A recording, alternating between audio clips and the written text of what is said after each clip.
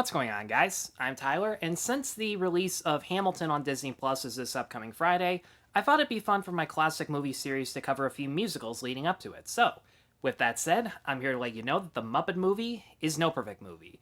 And it of course follows Kermit the Frog, Fozzie Bear, Miss Piggy, among many other Muppets as they unite together for the first time, and go on a road trip to hopefully make it big in Hollywood. But in the meantime, they're being chased down by Doc Hopper, played by Charles Durning, a businessman who runs a frog leg restaurant chain and wants to force Kermit into a bunch of commercials advertising the sale of dead frogs.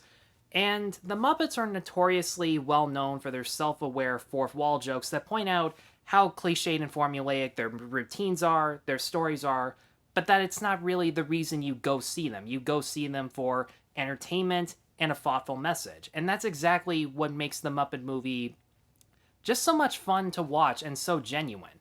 You know for a fact where the story is going, you know what the characters' dilemmas are going to be, and so do the writers. So whenever the characters hit a bad bump on the road and they spend 5 or 10 minutes acting all gloomy and pessimistic about the future, and then their problem is solved within an instant, the writers offer no explanations whatsoever because we know for a fact that no matter what the explanation was going to be, the problem was going to be solved.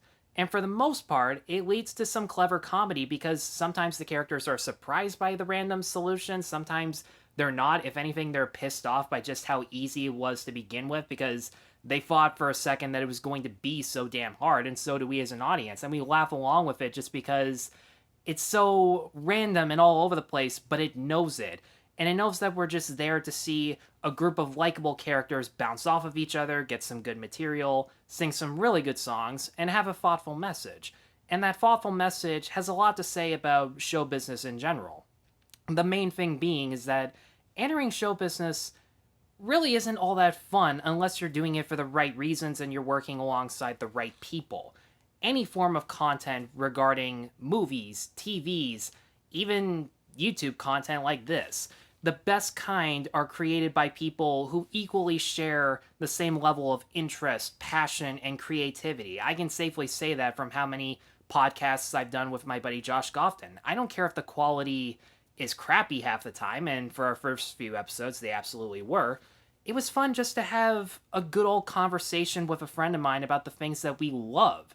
And that was what's so great about the chemistry between the Muppets. Sure, the thoughts of fame and fortune have definitely crossed their minds once in a while, like Miss Piggy and Fozzie Bear. Why does Frank Oz get all the scummy Muppets? Seriously, Jim Henson, what the hell? Even though fame and fortune is definitely a goal of theirs, in the end, they want to share their passions for singing, dancing, comedy to the entire world. The reason Kermit wants to leave a swamp that was his home for so long is because someone said, why don't you make millions of people happy?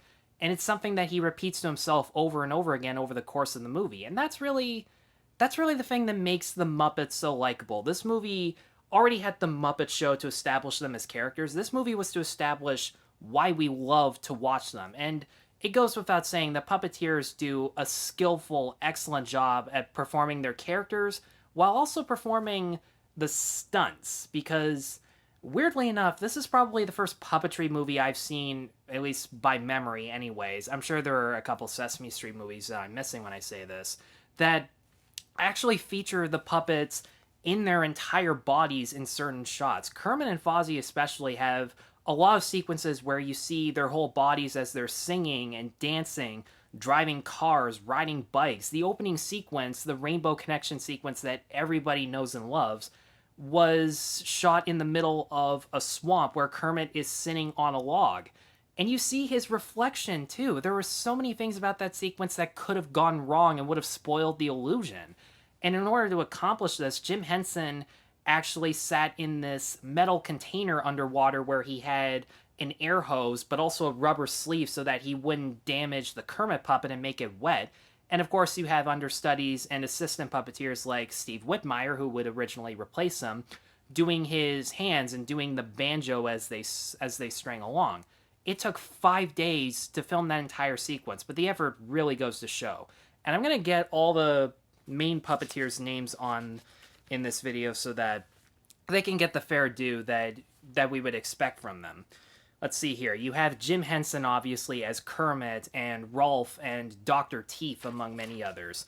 Frank Oz is so well known already for playing Fozzie Bear, Miss Piggy, and of course on Sesame Street he's Bert, Grover, Cookie Monster, a few others that I don't quite remember off the bat by name.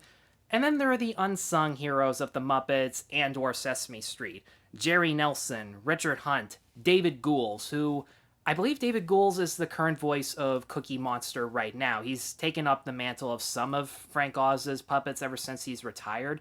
They all do a fantastic job at juggling so many different characters, sometimes in the same sequence. When I saw Kermit and Rolf for the first time, I'm like, wait a minute, doesn't Jim Henson play both of them? And it's just like, oh yeah, there are understudies who like study his movements and his postures because there are so many different types of puppets. There are puppets like Kermit and Miss Piggy who have hands operated by rods so one puppeteer can perform them. But you also have ones like Fozzie Bear where there's one hand in the mouth, the other hand in the left hand, and then there's a second guy operating the right hand.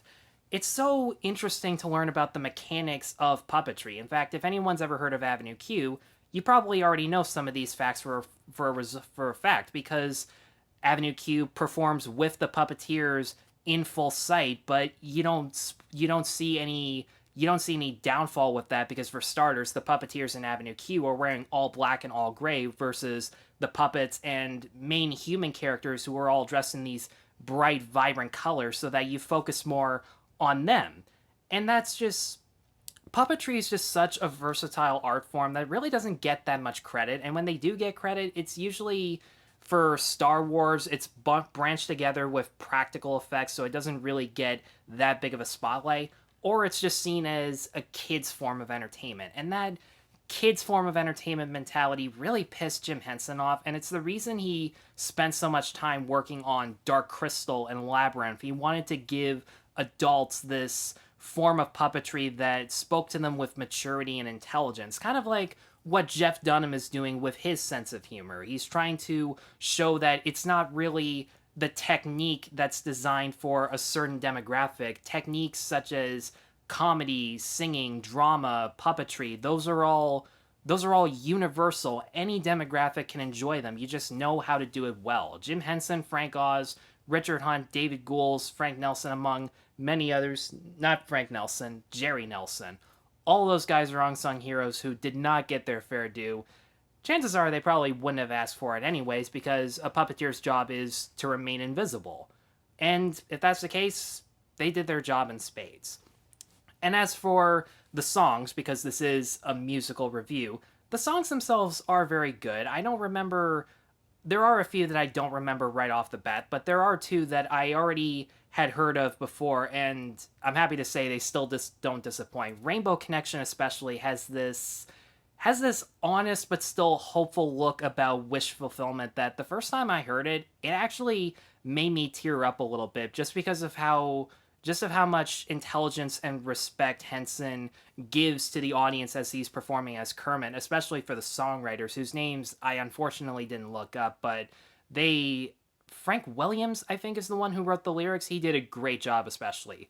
And moving right along, even though it's not a completely essential song, it's still a very uplifting and catchy song thanks to the music and thanks to the passion that Frank Oz and Jim Henson were singing as they were performing.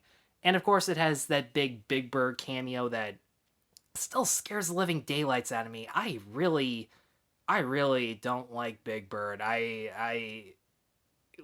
Carol Spinney, rest in peace. You were great as Oscar, but I'm sorry. I like Matt Vogel as Big Bird. He's a lot less creepy. He doesn't go from all crackhead eyes to all depressed eyes just like that. Sometimes he still does it, just not as much.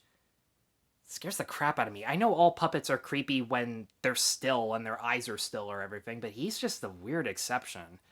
But enough of getting sidetracked. There is one downside to the Muppet movie, and it is kind of a big one. It's that it is an origin story. So many characters show up midway or two-thirds into the movie, and some of them are characters that everybody knows and loves more than the main characters. And because it is an origin story, you don't get as much interactions with the entire cast as you probably should. The movie focuses on the main characters who, of course, are still popular, like Kermit, Miss Piggy, and Fozzie, even though Fozzie's importance does go down significantly over the course of the movie. And it's not like I don't have a problem with those three characters. I don't. They're incredibly likable. They have a lot of interesting traits about them, especially the fact that they're willing to entertain not for fame and fortune, but because it's their passion in life. But I gotta be honest, I love the side characters a lot more than Kermit or Miss Piggy. I love Animal. Statler and Waldorf are my absolute favorites, and they're the ones who actually made me laugh the most. Well, I'm liking this movie so far.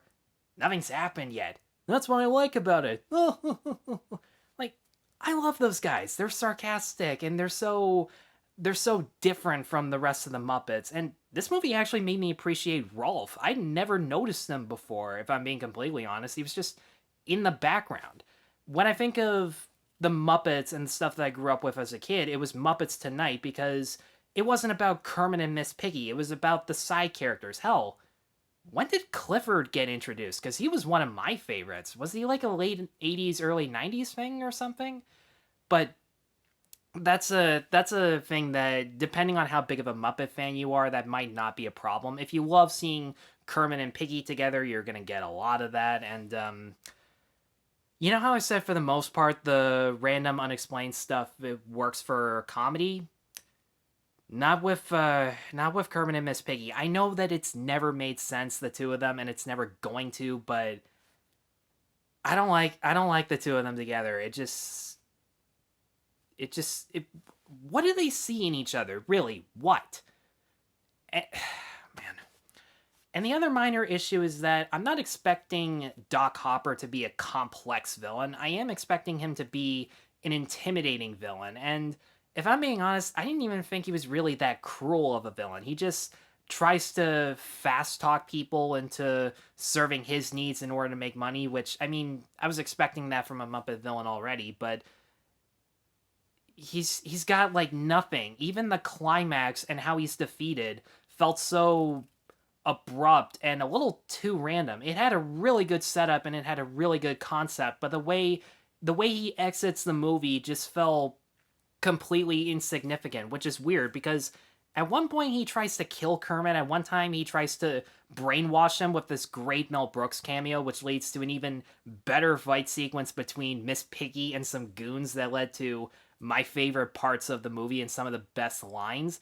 And the cameos themselves, I should mention, because it is a Muppet movie, the cameos are really good. You have some by Madeline Kahn, who does the best running gag for me personally. You have James Coburn, almost unrecognizable. Richard Pryor has a good line. Milton Berle as a used car salesman, which if you've been following my channel, you can probably get the reference from what movie they're trying to pay tribute to. The cameos themselves, if I'm being honest, I'm just realizing this now. The cameos actually have a little more personality and more connection to the story than the side characters do. So in the end, the Muppet movie, as most people would expect, is a mess, but a gleeful, entertaining mess. And that's exactly what the Muppet movie is. The Puppeteers do a great job. The human cameos are shorter than they are nowadays, but they're still really effective. The songs are fantastic. It's just, I would have liked a little more time spent on the side characters and less on the main characters, because every character, every Muppet performer, every Muppet character goes so well together. That's what makes them such a blast to watch. But nevertheless, the Muppet movie still was a blast to watch. And for all those reasons, I'm going to give it a 4 out of 5. Guys, thanks as always for watching. If you have seen the Muppet movie, let me know in the comments below what you thought of it. And also be sure to let me know what's your favorite Muppet and favorite Muppet movie. And yes, I can count Sesame Street once too, because there are a couple. Be sure to let me know in the comments below. Be sure to stay tuned for more musical reviews this week, and be sure to like and subscribe. Take care.